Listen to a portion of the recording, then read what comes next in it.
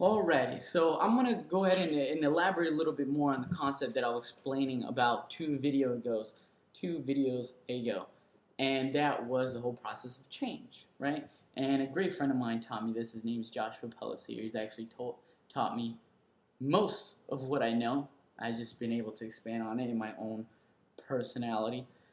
Um, the change process, right? I explained before how you start off a certain way and then you change because of certain situations, right? And many people follow this. When you're first born, you're born not knowing what's wrong or right, pretty much born perfect, and then you start to stray away from this line of perfection. You start, say this is line of perfection, this is you completely confident. You start to stray away, but you don't know you are. You're losing your confidence. You don't know that you're doing things that can be detrimental to you and your success. And then as soon as you realize that, maybe around 10 years old, somebody attacks you. So you start to try and go back to perfection. You start to go back to that line of confidence. You say, holy crap, this person that I've become is just not working out.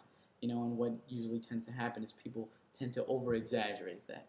So for instance, if you were a very shy kid, now you're going to be completely arrogant just so at the end of the day you can say, I was not shy, right? And you pass that line of perfection once again, right? And you just keep shooting back and forth, changing, going from complete polar opposites of the personality spectrum until you can get to your confidence. Every time you shoot, you get closer and closer, and that whole redirection phase becomes a lot shorter and a lot quicker, right?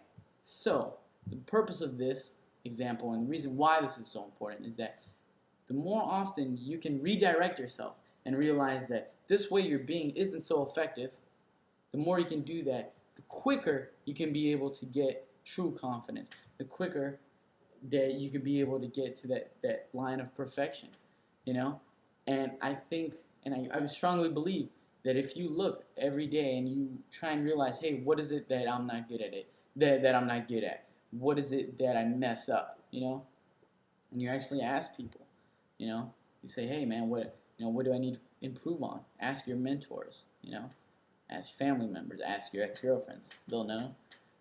And they'll tell you, hey, you need to work on this.